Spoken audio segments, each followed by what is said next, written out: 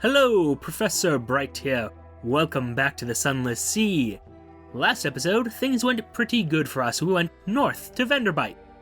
And we dropped off a passenger, found out that, there's somebody over in the Mangrove College for us to pick up, and found out that the salvager apparently needs to go to Polythreme, which will be a fun experience for her. And now we're going south. But before we go all the way south, and specifically to Port Carnelian over here, we have business to attend to. There's a surface that dearly, desperately needs our attention. The Humane Canal staging area. The canal ascends through locks and gates and shadowed turns to the sunlight of the surface. And so we must travel to the surface, because there's stuff there that I want. The sun is dangerous to neath-dwellers like your crew, but the surface has its temptations. Mind you, it does take 2 supplies and 22 fuel, so that's a thing. But, as expensive as that is, let's go. The coils of the earth. The engineers of the canal took advantage of existing caves and passages where they could. In ancient times, this was a passage to the underworld, they say.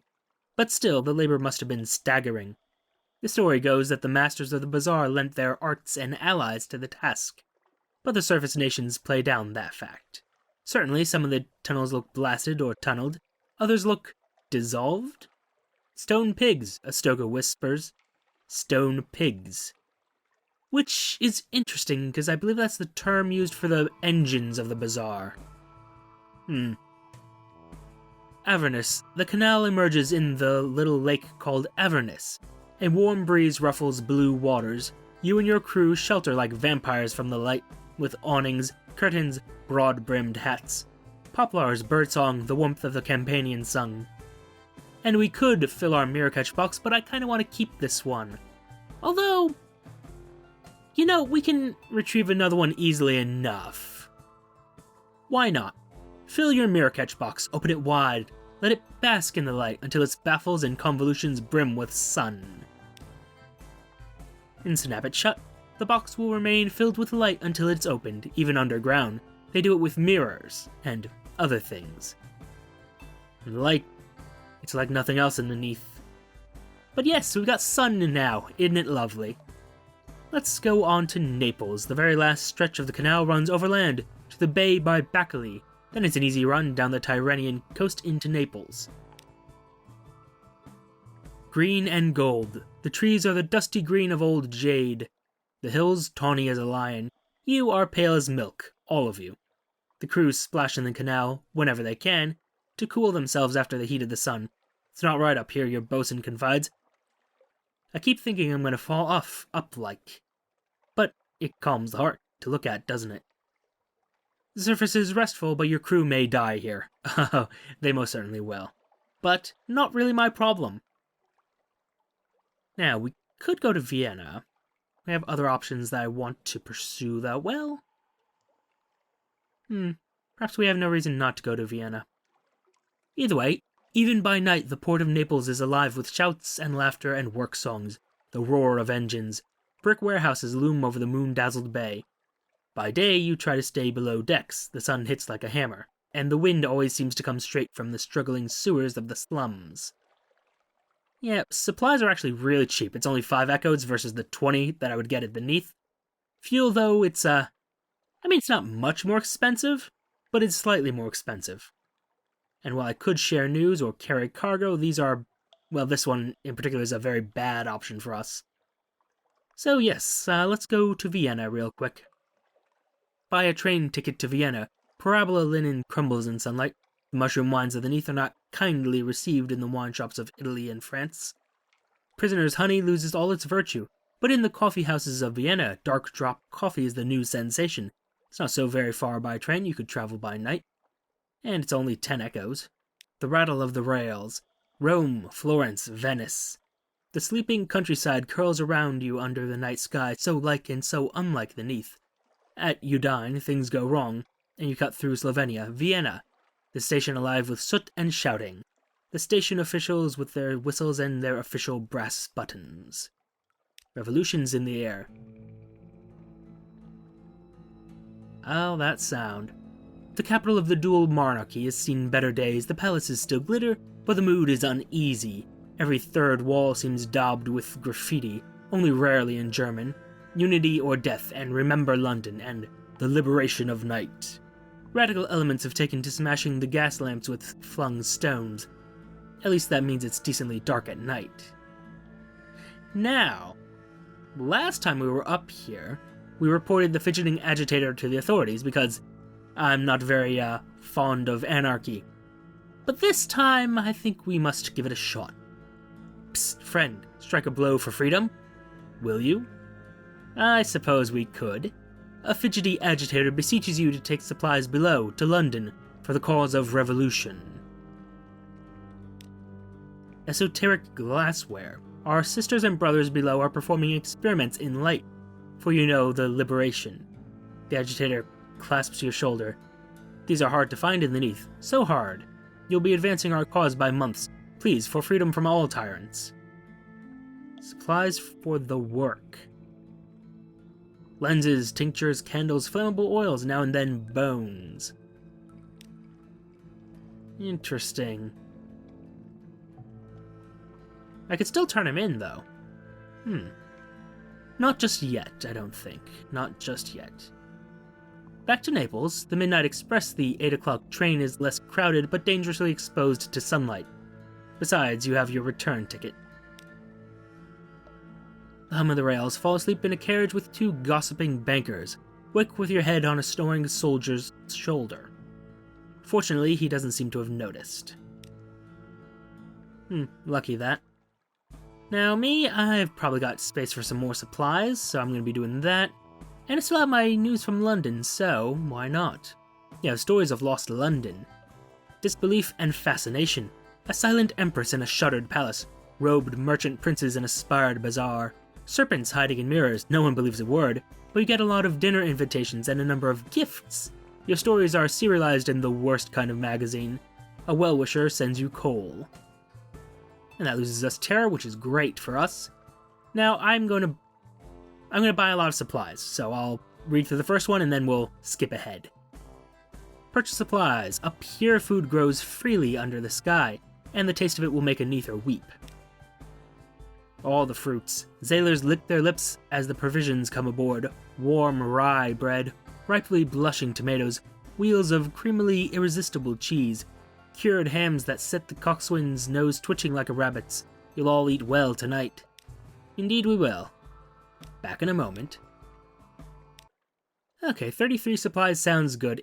It occurs to me, if I'd been smart I would have only bought like 10 supplies from London, but, well, that was my own stupidity.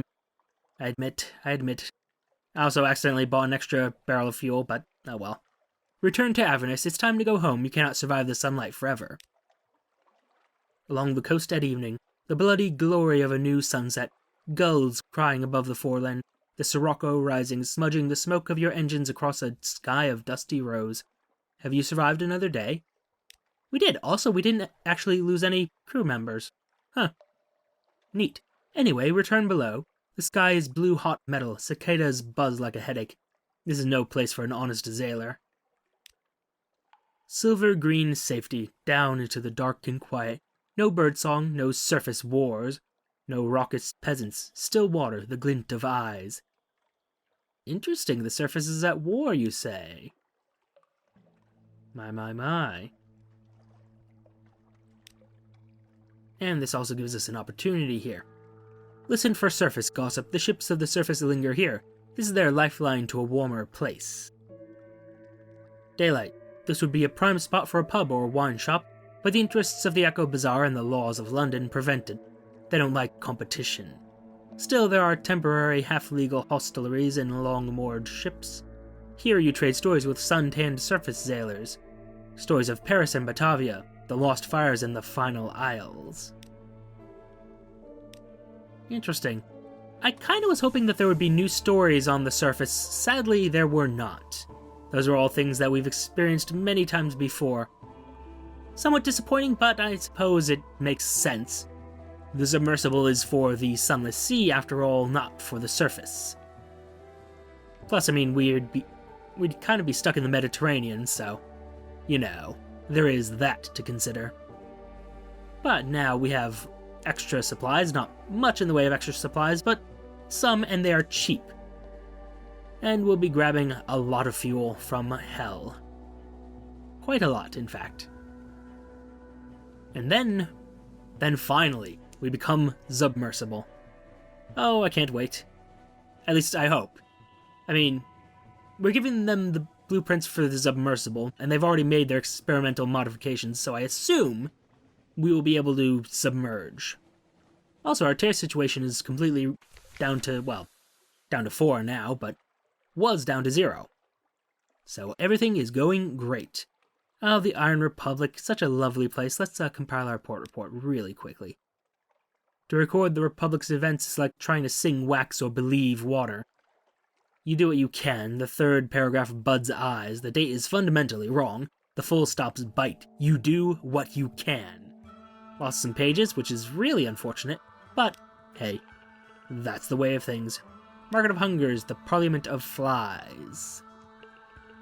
The Market of Hungers, with its spires and sigils, is it a parody of the bazaar? Today, flies fill its arcades. Buzz, buzz. And buy me some fuel. All the fuel. I need all of it. Because it is cheap. And because it is there. Plus, I don't know how much fuel I'm going to spend in the undersea. I need to find out what the submersible... Like, what is the underneath of the Sunless Sea called? I think I remember hearing someone in the comments say something about Sundered Sea. But I'm not sure that's what it's actually called here. I'll find out in a moment. Won't be making a stop at the Grand Geode, no. Not a fan of those people. For reasons. Although I suppose I could show you guys the Dawn Machine real quick. We do have some people who haven't been exposed to that abominable creature. Later, perhaps. Later, I think. Could do, but I don't think I will yet. Sometime in the future, perhaps once we start talking with this one. Ugh. Disgusting follower of the Dawn Machine. Well, technically an ex-follower of the Dawn Machine. But, still. Not a fan of her.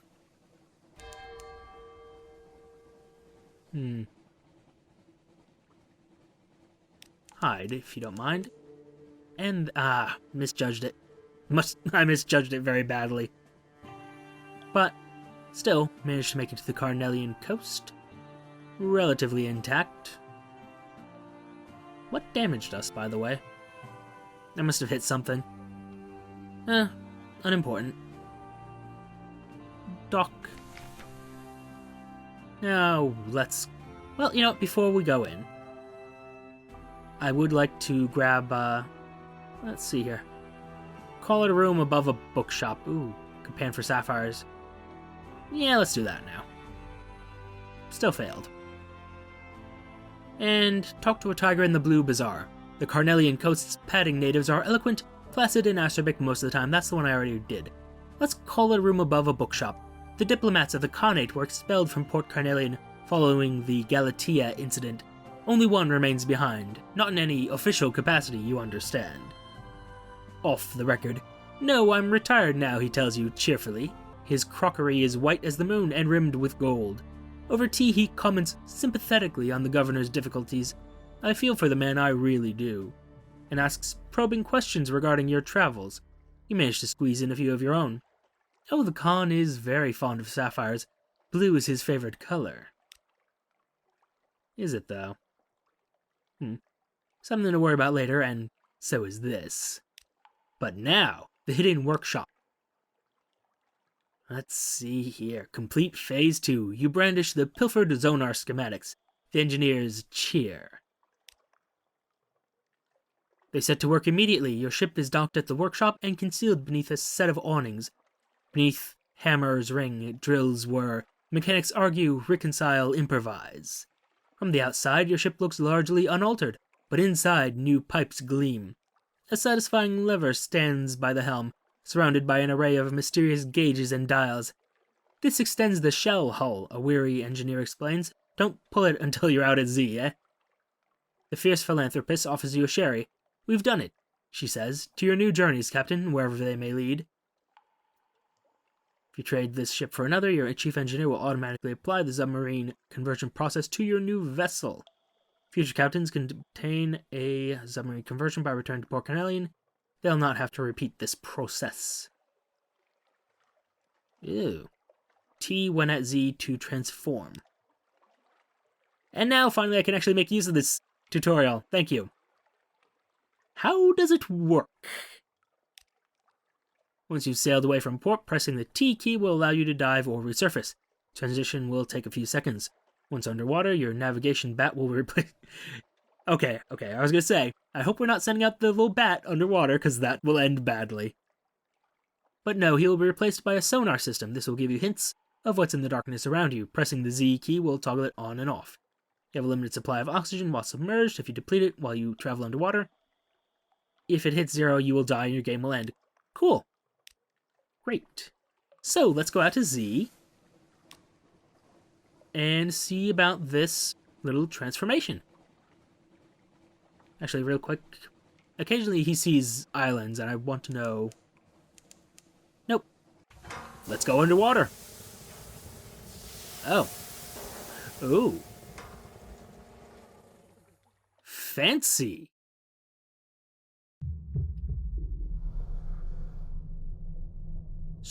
So, where's my oxygen? Oh, there you are. Oh, hey, whoa. Hey, buddy.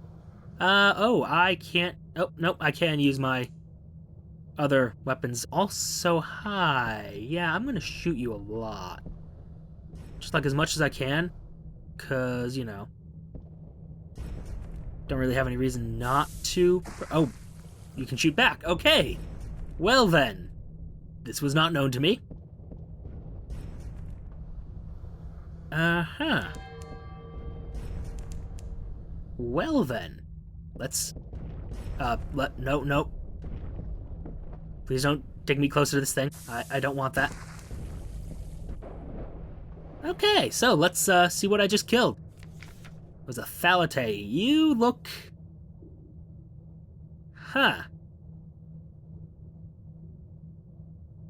Well, you look, unpleasant. In death, the Thalate looks like the grisly collage of an untamed vivisectionist. Mercifully, most of it has stopped moving. Oh dear, I could fillet it for supplies. Just close your eyes and hold your nose. Look, you don't even need to swallow, see? Down it goes. I think it likes the dark. Ew, god, that is gross. But me, I'm gonna dissect it for knowledge. Perhaps it will make more sense in pieces. Yeah, let's go with that. Finished, Skipper. Now, what about a spot of lunch? The dissection and classification goes slowly. What manner of creature would need a beak mouth, a hooked sucker maw, and a double handful of maxillipeds? And several organs, once removed, simply will not stay put in their designated piles, not until you start staking them to the deck anyway. By the end, you have a new appreciation for what astonishing contortionist acts Mother Nature can perform under duress. And you have enough spare parts to open an avant-garde restaurant besides. That was an actual success. Great, we have 5 live specimens. Huh. Kinda cool. So, what else is out here?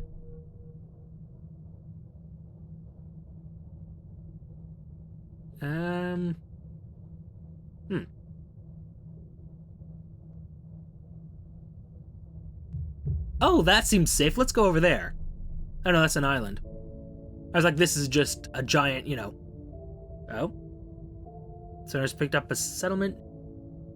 Can I use a map? Is there like a different layer to the map now? Nope. Okay, that's unfortunate. Oh. Well, aren't you pretty? And seemingly technological. Well, that looks promising. I assume you are a place I can dock? Indeed I can. Also, this thing? Useless right now.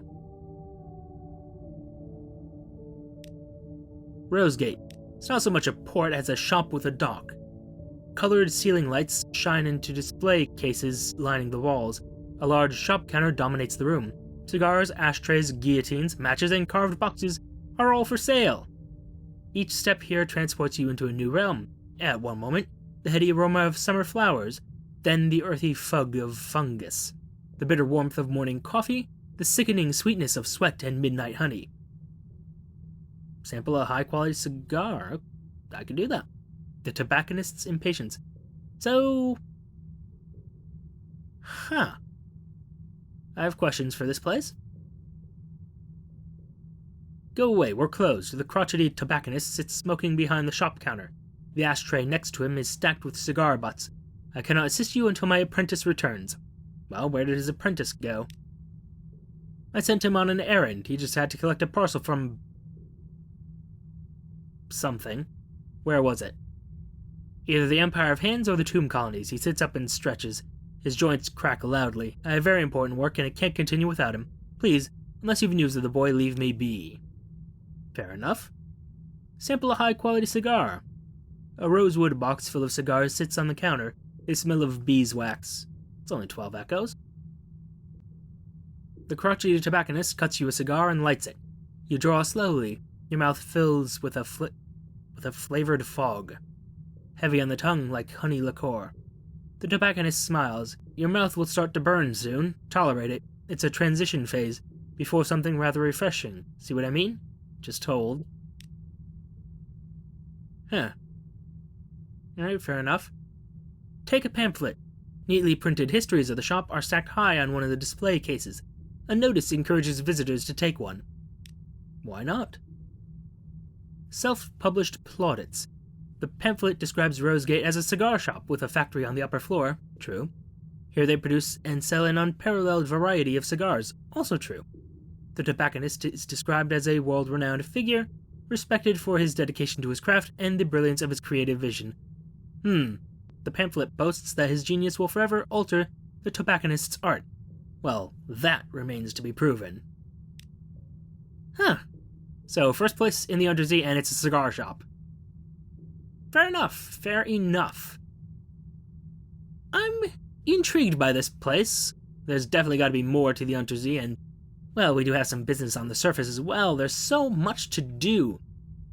Next episode, we'll be exploring more of the Untersee, and I'm gonna, try to avoid dying horribly.